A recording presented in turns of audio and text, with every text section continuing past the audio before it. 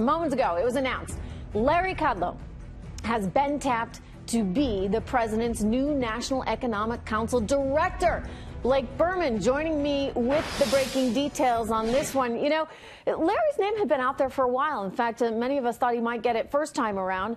I exchanged an email or two with him the other night, and I thought this might be coming. I think he is going to be a tremendous addition to that team. Tell us everything you know, Blake.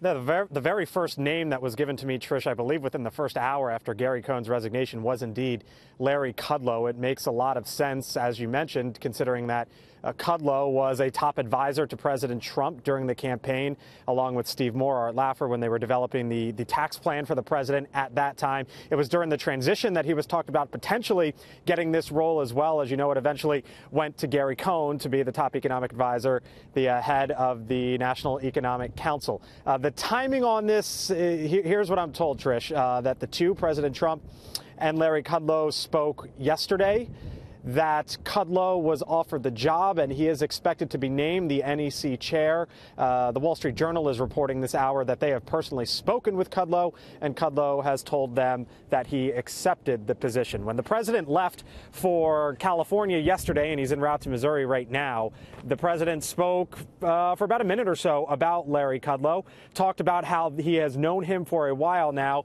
and was highly complimentary of Kudlow. Here was the president yesterday. I've known him a long time. We don't agree on everything, but in this case, I think that's good. I want to have a divergent opinion. We agree on most.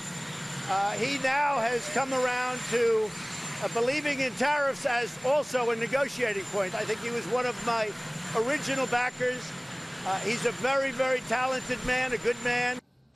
The point there on tariffs is an important one, Trish, because Kudlow had just penned an op-ed last week that was harshly critical of the president's tariffs. But as you heard the president say there, Kudlow now believes, according to President Trump, that it can be used as a negotiating point. The president has talked about how he likes conflict, how he likes to hear from one side or another. But apparently the conflict was at least too much for Gary Cohn in this one spot, as he departed from the White House, or at least set in motion the wheels for him to depart.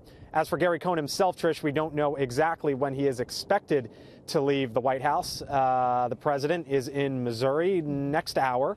We do expect to hear from the president, and we will see if he officially makes it official. Trish. All right, we'll be watching very carefully.